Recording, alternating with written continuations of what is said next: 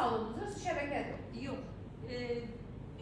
Üç salonluydu, amma sonra onların hamısını cəm elədim. Onun daxilində fizioterapiya şöbəsi də var, kozmetoloji. Yer özünüzdürmü, yoxsa özünüzün, yoxsa şəxsi yerinizdir? Kim kömək elədi o yer almaq? Çünki yer almaq özü çox bahadır. Maraqlıdır, yəni ailəniz varmı?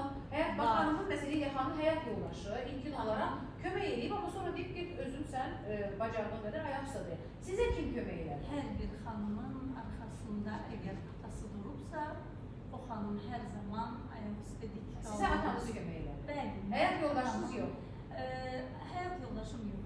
Yox, həyat yoldaşınız yox. Mən 2 uşaq anası olaraq həm uşaqlarımın təhsilinə, həm də onlarla bir arada özüm böyüdüm, işimə də sahibəm. Həyat yoldaşınız var mı, yoxsa ayrılmışsınız? Yox, ayrılmışam. Ayrılmışsınız.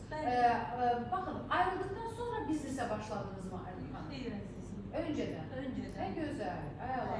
Mane oldu mu sizə həyat yoldaşınız? Qətiyyən. Mane olmadı. Qətiyyən. Çünki qadınlarla bir arada işləmək, özüm ailə təhsili xanım olmama baxmayaraq, dedi olmaz. Bugünkü gün, bəli, o olmazların qarşısında sərhəddə yox demədən, elə bir üsulluca... Necə bəs üsyan etdiniz ki, mən bunu edəcəm? Qətiyyən üsyan etmədim, sakitcə, öz istəklərimi sakit və huzurlu şəkildə.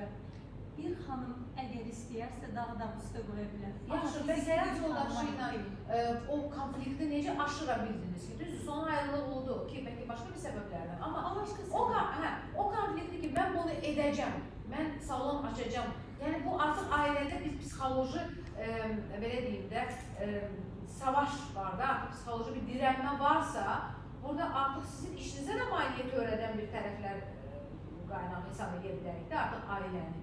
O zaman necə aşıra bildiniz? Onu